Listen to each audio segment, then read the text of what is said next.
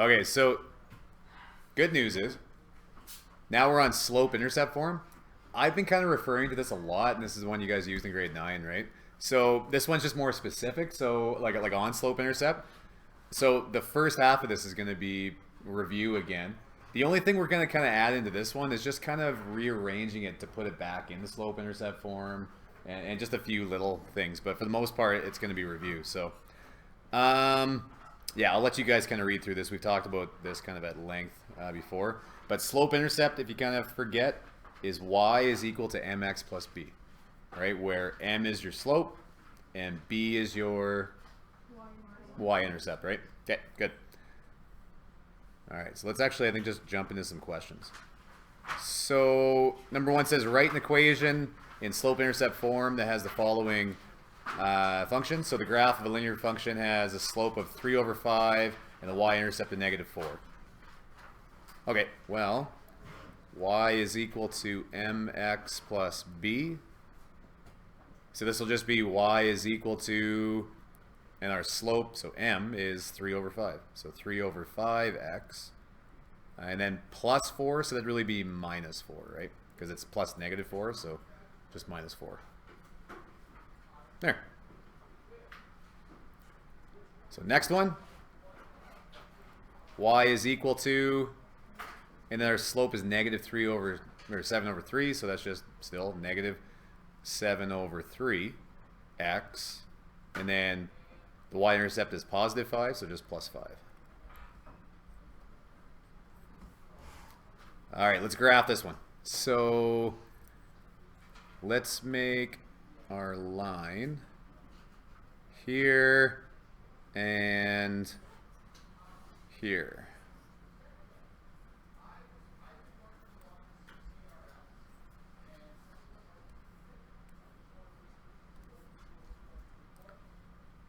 All right, where would be a good place to start when we're making this line? What point do we definitely know is on this graph? 2, right? Yeah, the y-intercept is a good place to start because I know that 2 is my y-intercept. So at the point 0, 2 starts right there. And then I'm just going to use my slope, right? So this thing, what does the line do? This -3 over 4. This, yeah, down 3 over 4. Good. So we're going to go down 3. So you can count 3 blocks down if you like, and then over 4. And then that point would also be on the line. And then if you like, you could do it again. Why does that keep happening? Okay, down 3 over 4. So then again, you can put another one there, right? And then just connect the dots. You should use a ruler if you have one.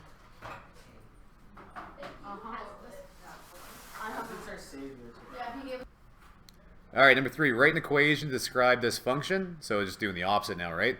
So what is probably an important point to kind of locate? Yeah, the y-intercept, right? So right there. So this thing has a y-intercept at -3.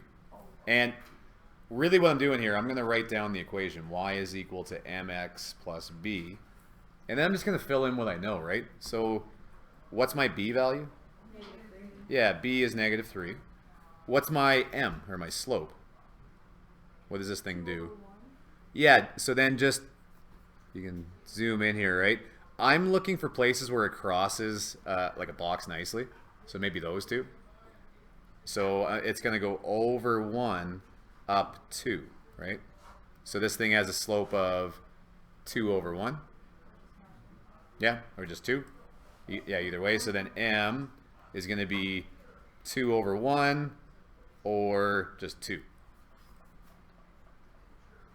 All right, so now we just throw it into the equation. So y is equal to, our m value was 2. X, and then it was -3, right? So then this will be just -3. Yeah. Okay, bring in a little algebra now. So what is there? All right, what are the slope and y-intercept of the line described by this graph? All right, so there's a problem. We want it written like, if we want to see the slope and the y-intercept, we want it written in slope-intercept form, right? We want it as y is equal to mx plus b. So really, do you guys see that in this form, I just have y on its own, and then everything else on the other side simplified, right? So that's really what we want to do here. We want to get y on its own. So we just got a little bit of algebra to do here. So I'm just going to write this again. So this would be negative 2x plus 5y is equal to 15. All right, so eye on the prize here. We want y on its own. What can I get rid of? What'll be the first thing to go here? The 5. You think the 5? So do you guys remember my like onion analogy thing when we're solving? I want to do like the outside first. So but the idea is if you're trying to get to the inside of the onion, you need to like start at the outside and work your way in. So we want to get the stuff that's like farthest away, right? The stuff that's easier to like pick off. This negative 2x isn't attached to the y at all, right? I could actually take this whole term. Do you remember if I took this whole term and moved it over to that side? Do you remember how that changes the sign? Right, that'll become just plus 2x, right? And that's fine. If you guys want to do that, just like make it positive or the other sign on the other side and kind of skip the algebra. That's fine. I'm just going to remind you guys what really happens. What we're really doing here is we're going to add 2x to both sides. So plus 2x, those would cancel, and then plus 2x to bring it over there. But in the end, all that happened is it was negative over here, it's positive over here, right? They just change signs when they come over. So there, we got that whole term out of there. And now, remember in math, we work our way down. So then I'm not gonna start writing it over here now. I'm gonna write it below it. So now we're gonna be left with 5y is equal to 15 plus 2x. It is. Yeah. Okay, so then very last thing here, I got this 5. How do we get rid of that 5? You're right, we divide it, right? Don't subtract it. We always do the opposite of what's being done. So right now we're multiplying. So we are going to divide both sides by 5. Now, people get confused on this one. So now divide this by 5. What does that mean? That they'd probably maybe do this and go the whole thing divided by 5. And that's true.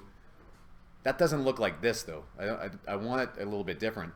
When I write this all over 5, what I really mean is both of these things divided by 5. That's going to be more useful. This will look more like our slope-intercept form here now. Okay, so then we end up with y is equal to 15 divided by 5 is 3 plus, and then I could write this as 2x over 5. Isn't it just 2 over 5?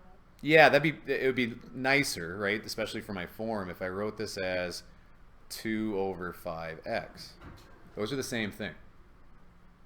So now I'm pretty much there. This doesn't look quite right though, does it? You just have to rearrange. Yeah. So I'm just going to write it the other way around. Y is equal to 2 over 5x plus 3, right? Just swapping those two terms around, right? You can move those terms however you like.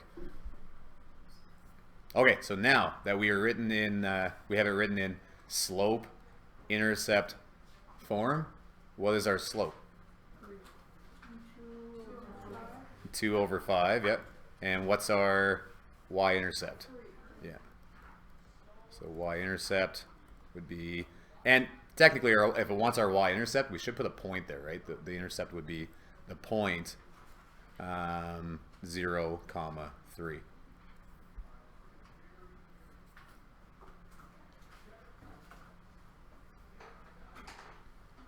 Okay.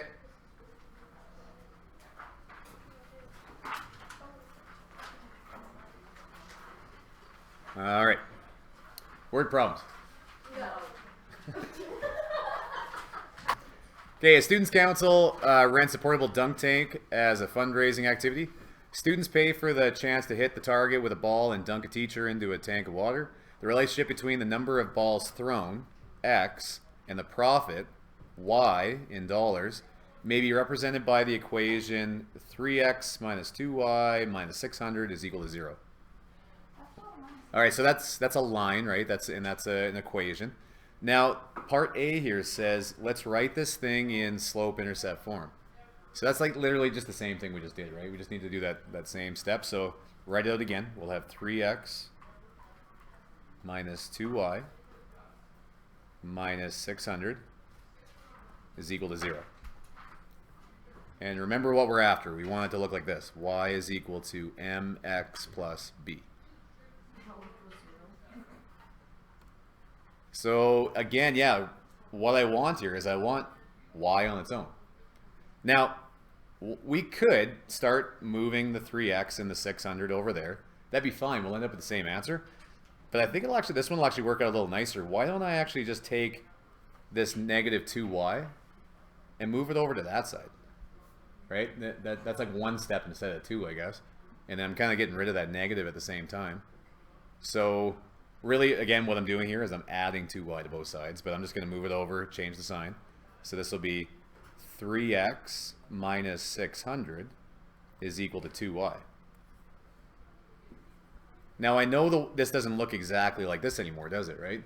But that's okay. That's fine if it's mx plus b is equal to y. That's the same thing, right? So it doesn't matter which side I put the y on. So now I only have one more step, right? Yeah, divide by 2. So divide everything by 2. So divide by 2, divide by 2. So then just simplifying this up, this would be 3 over 2x minus, and then 600 divided by 2 is 300 is equal to y.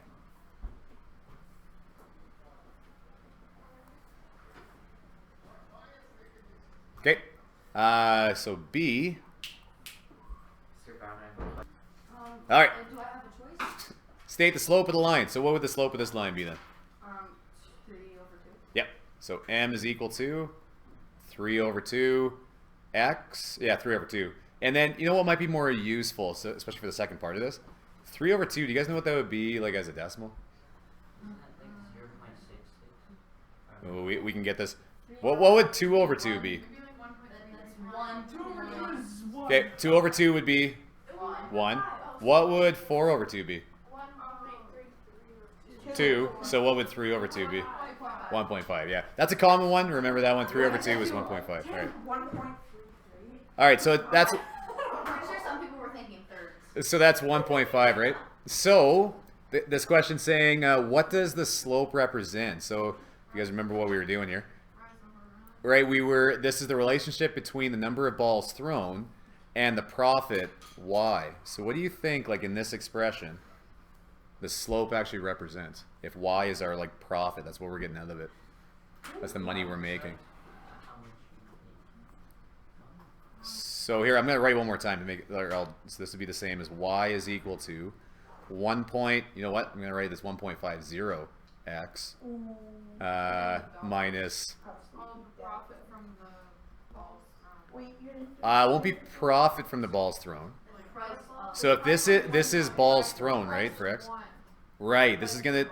So what is this? This is going to cost you $1.50 per ball. Yeah? Okay, so yeah, so that's what it's going to be. So it'd be $1.50, and then per ball. And then is $300 how much they spent on balls in all? Yeah, probably, right? That was like our initial cost, right? That's how much it would have cost probably to set it up, right?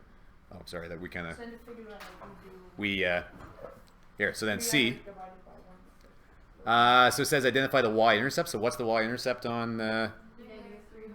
Yeah, so Y, here I'm just going to write one more time. Y is equal to 1.50x minus 300. So yeah, the Y-intercept is going to be negative 300. So negative 300, what could that mean? The initial cost. Yeah, that's probably the cost of like renting the materials, you know, like you said, buying the balls or whatever was involved in that. So that was your initial cost, right? Now, before I do D, here. So that was your initial cost. Sorry, guys. And then before we do D, I just want to make a little sketch of this because I think it'll make a bit more sense if we draw a line and actually show it. So if we kind of drew this, what's going on here? Make a graph kind of like that one. Then we just said the Y-intercept was happening at negative 300. Oh, shoot.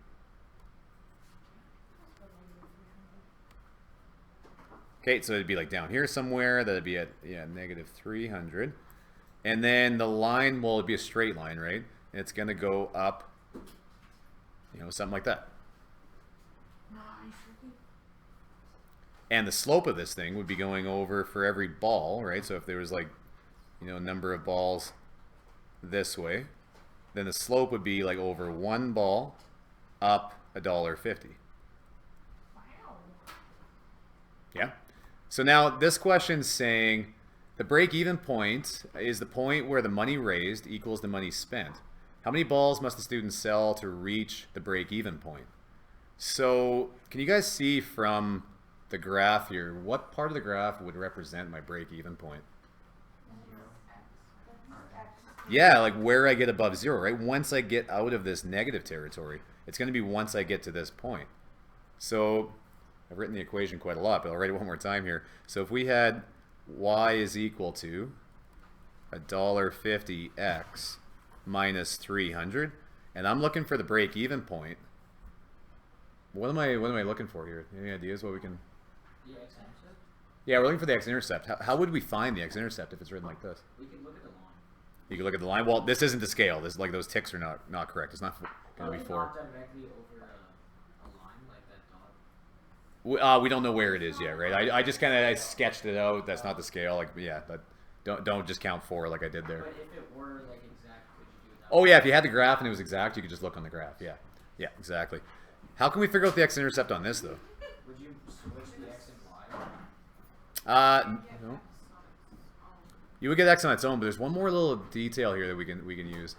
What, like, at this x-intercept, whatever it ends up being, this will be the point, you know, something, comma, and then what's the y value going to be? 0. That will always be the point on the y-intercept, or on the x-intercept, right? The y value would be equal to 0. So we can set the y value equal to 0. So 0 is equal to 150x minus 300.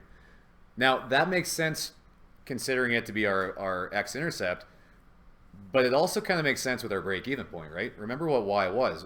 Y was our profit, right? Y is our profit in dollars. So this makes sense. If my profit ends up being 0, that's where I break even, right? I'm at 0, and then everything more than this y value is going to start going up and up and up. So I can put 0 in for that, and then now what am I doing? I'm just going to, well, I'm going to solve for x, right? So let's figure this one. So this will be, so plus 300. Plus 300. So I've got 300 is equal to 1.5 x. Do we put 0? 1.50? Doesn't actually matter. Yeah, the only reason I wrote with 0 there is because it looks more like money. Yeah, it's like $1.50 instead of 1.5. Okay. Then what?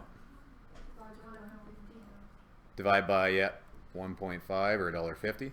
So those cancel. So x is equal to, so what would x be equal to?